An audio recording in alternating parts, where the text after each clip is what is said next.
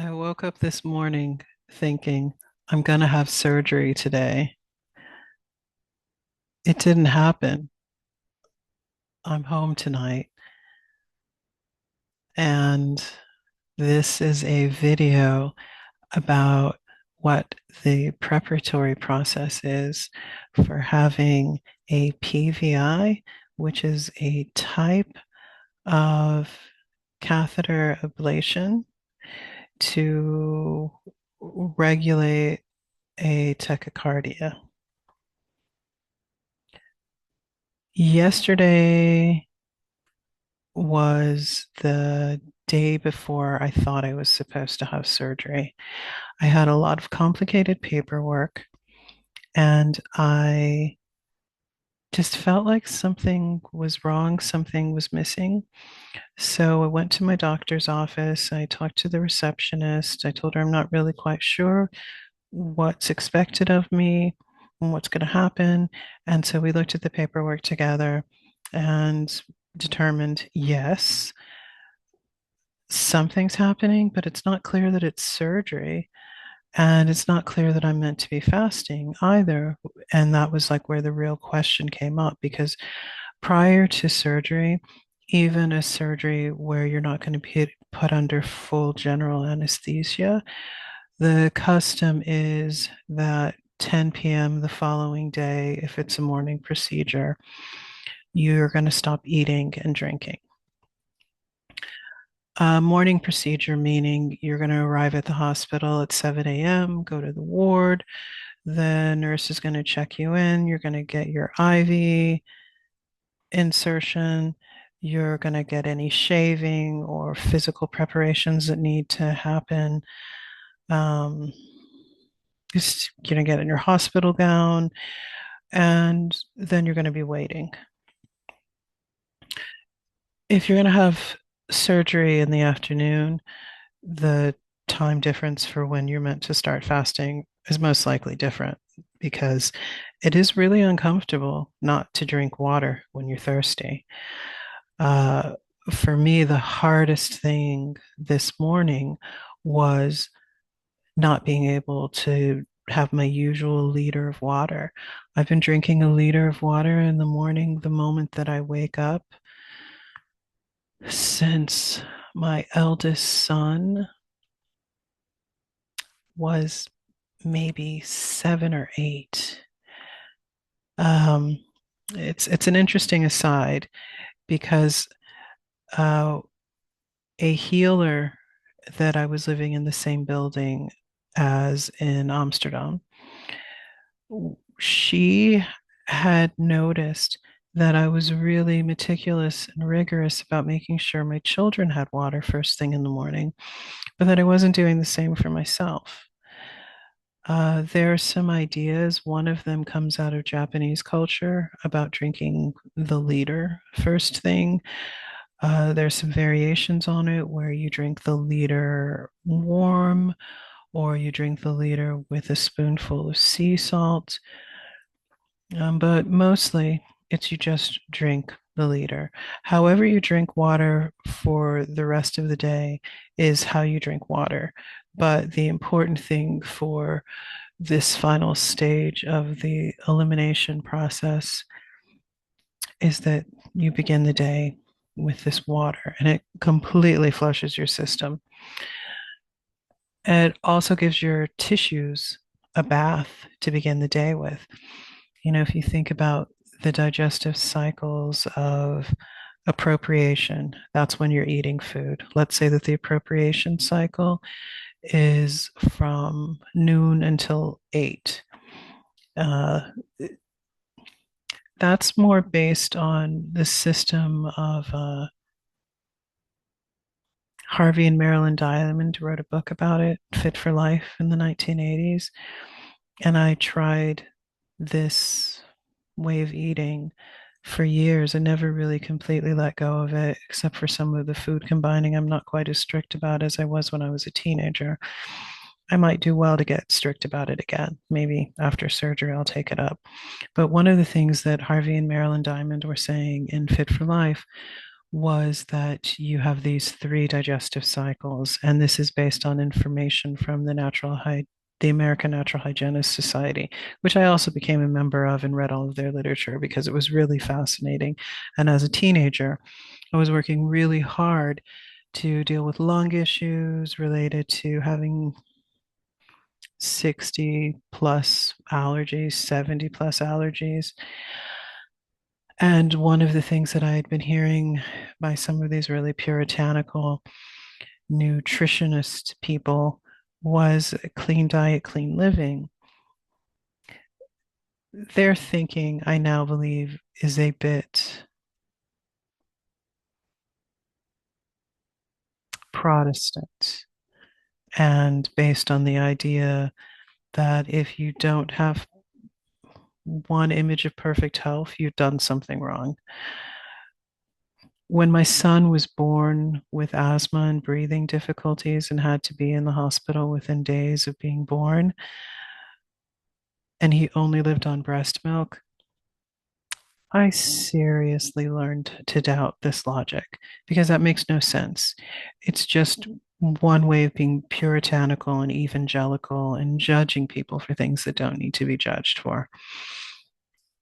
But, you know, I was a 15-year-old kid with a library card reading everything that I could to try to figure out how to make myself feel better. So, in the appropriation cycle, this would be between noon and 8. So, it's an 8-hour window where You're eating as much as you want, whatever variety of foods you want. And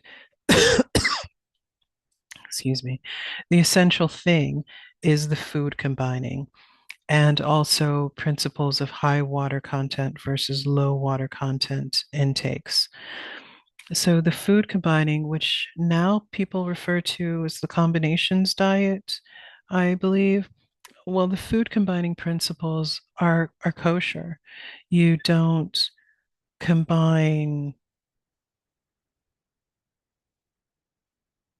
meat with bread or so you kind of keep things separate.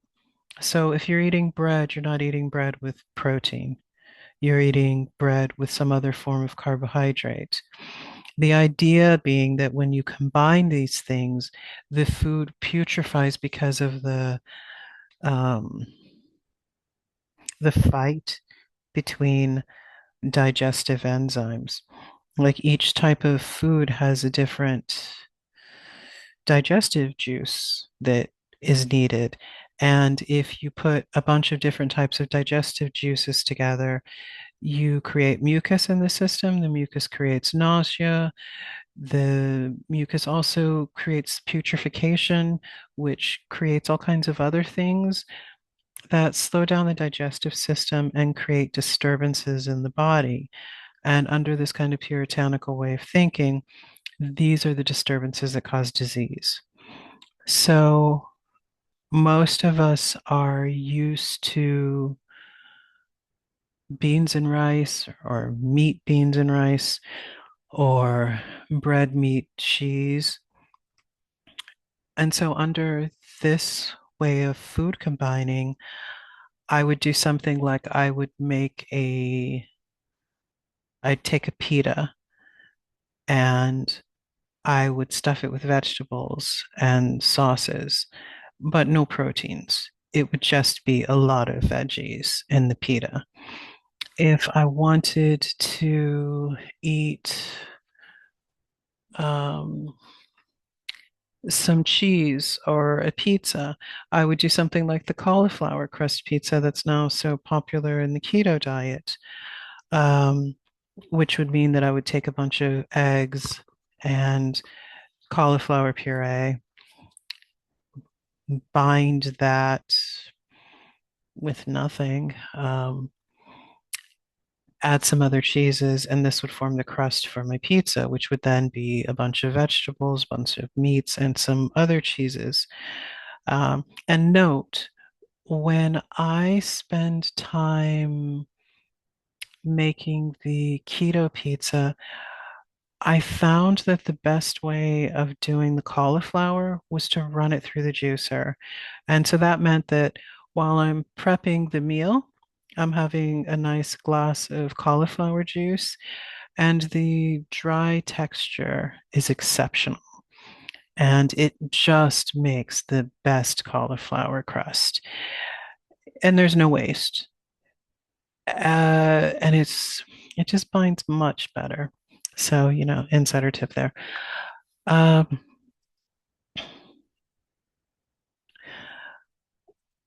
so I mean, I'll get. I'm just going to keep going the way this is. Sorry if it's a ramble. So then the next cycle, the longest cycle would be from 8 p.m. at night until noon the next day. And this would be assimilation and elimination. At this time, after 8, you're not eating anything. You're resting the digestive system until morning when you wake up. Say you wake up at 5 or 6, like I like to. From that point on, you're just eating raw fruits, potentially raw vegetables, juices.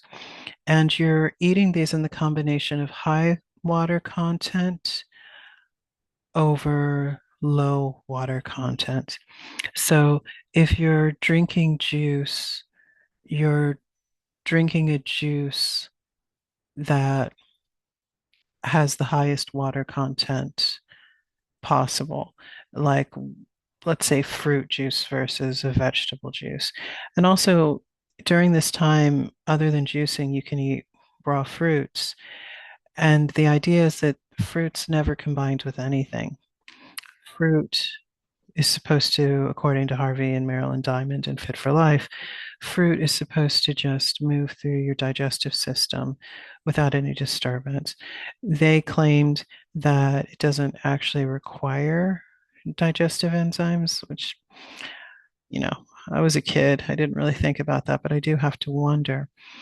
And they claimed that one of the causes that so many people have for indigestion when eating fruit is that they're eating fruit on top of low water content foods. And the low water content foods requiring either an acid or an alkaline based digestive enzyme that meets the fruit, which is going to be leaving your stomach in 45 minutes anyway and out of your digestive system. Maybe I was out of your digestive system in like 45 minutes. Don't quote me on this, but it means it's fast. Um, but it gets slowed down when you put bread on top of it or dairy or whatever, or even possibly vegetables. So it's like this strict separation of food groups and processes, and always thinking about high water content over lower water content and how to manage these for optimal digestibility. Um, And so, I did this diet for a long time, and it really helped with my allergies. Whether it's scientific or not, it did wonders for me. And I kind of miss it. Now that I'm talking about it, I think there might really be something in it for me at the moment with my need to lose some weight and help my body get rid of the cortisol that it seems to be storing in fat. So move forward. My kids are used to waking up and having fruit salad for breakfast and veggie juice in the morning, and then, gradually moving into other food groups during the day and water.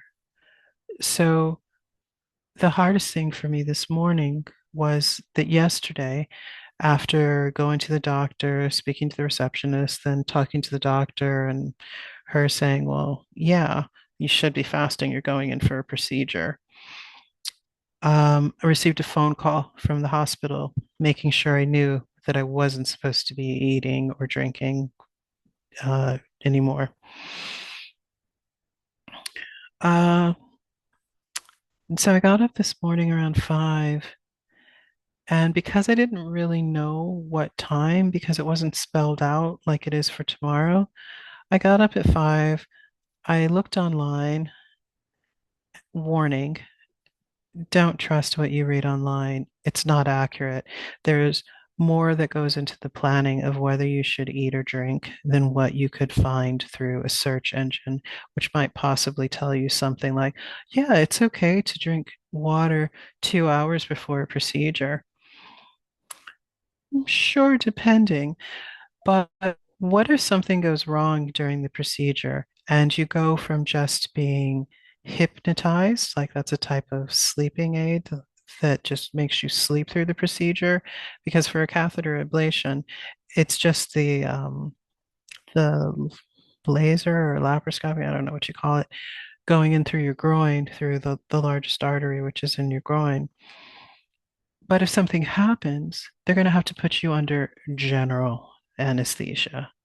And at that point, if you have followed the advice online, like I followed the advice online, um, and I had half a liter of water at 5 in the morning, if I had done that, there would be the risk of getting air in my lungs, of like all kinds of terrible things. Um, but I was really desperate and my digestive system was not functioning properly. And so I drank some water and then my digestive system was fine. And by the time we got to the hospital and started going through the administrative process, which includes bringing the paperwork from the doctor, which helps link everything back to my general practitioner and my cardiologist, and insurance card. And there was a bleep with the insurance card because my wallet is hidden at the moment. It cannot be found, and that contains things like my insurance card. Um, and so I was really stressed about that. So we had to call the insurance company and they faxed over a letter that I'm insured. And so we got through that process. By the time everything's then and done, you go back over to the heart rhythm clinic. At the heart rhythm clinic, um, first they do an EKG with, like stickers everywhere. That's okay. Then you wait to speak to the doctor. You have a long conversation with the doctor about the procedure and they explain everything. And this is where it got really, really interesting for me because then it became obvious that I'm not necessarily going to be staying in the hospital, but I might be. And this was a little bit confusing because it's the second time I heard it. At the administrative check in, it said that it was to be decided. And decided on what? But in this conversation with the cardiologist, with the cardiological surgeon, she was explaining that I was going to be getting an electrocardiogram. The purpose of the electrocardiogram is to determine if there are any blood clots in the arteries. If there are blood clots in the arteries, there's the risk of stroke. And unlike the point scale, I'm not high risk for this because I don't have diabetes, cancer, or anything else like that. Nonetheless, they still need to know. So, and, other people with heart conditions like mine take blood thinners every day. I don't. I hate the blood thinners. They make my vision really foggy and they make my body feel disgusting. I'm not looking forward to the fact that following this catheter ablation, I'm going to have to take blood thinners every 12 hours for 6 weeks. It's important because following the procedure, you have a heightened risk of stroke. Um, so the electrocardiogram is the reason why I'm not meant to drink water before the procedure. The electrocardiogram requires hypnosis, and the hypnotic puts you in a restful sleep because you're having a tube going down your throat to uh, monitor your heart, take pictures, monitor your arteries, see if there's blood clots. In the event that there are blood clots, I think there's something that they immediately need to do. also, just for the electrocardiogram, you still have the same risks of you know, inhaling water for drinking. So yeah, what I did was really wrong and really bad. And I'm glad that it worked out fine and it had been long enough and not enough water. But if something had needed to be done, it would have been a real tragedy. I mean, I know like when people have emergency surgeries and operations, the conditions aren't necessarily ideal. They're not like for a planned uh, procedure such as mine. And my heart really goes out to people now that I understand a lot better what can happen and what it can be like, what the risks are if you drink water or, God, I can't even imagine if you eat food, the asphyxiation issues. I don't even know how they manage that. Modern medicine is pretty amazing, like really amazing that that can happen. So, getting back to the appointment with the doctor, we talked, and it was really interesting about, this tachycardia. This it's an issue with the electrical and the way the electricity circulates in this lower left ventricle. It's not getting up here where it needs to be. Mine is going round and round and not releasing. And so the catheter ablation tomorrow is going to be assisting in this process of opening up the pathway by closing, like there can be these tiny little holes. And I think tiny meaning much tinier than a pinprick, because as they cross into the left ventricle, which is what they did in the first catheter ablation, they were already working in this area before. That's like the size of the point of a pin, that small. And this doesn't get any bandages, nothing goes over it. It just closes itself back up almost instantly. How does the body do that? I mean, it must be such a massive invasion to have this.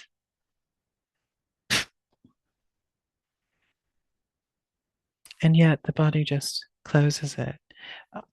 It's fascinating. It's dead cool. I'm kind of in awe of modern medicine at this point. So, anyway, that's probably been more than enough. I'm going to repack my bag, made some nice food for visitors for tomorrow, including a vegetable juice pulp drink with garlic and ginger and coriander and carrot, celery, tomato pulp in an amaranth cornmeal base. It's just a quick bread. And I made a homemade vegan buttermilk out of soy milk, olive oil, and apple cider vinegar. So to leaven the bread a bit. And then I made some baba ganoush on the stove, whole aubergines roasted in their skin on the pan, rotating periodically. Then once everything's kind of fattened up and gotten a little bit crusty on the outside, you scoop it open, you let all the aubergine drop out, add your tahini, Greek yogurt, olive oil, salt, some more garlic, and you have a very good baba ganoush that is fantastic on this veggie loaf. No proteins. I guess I am taking that back in, the combinations. Anyway, my name is Chandra. I'm recording videos every day. Thank you for visiting my channel. See you soon.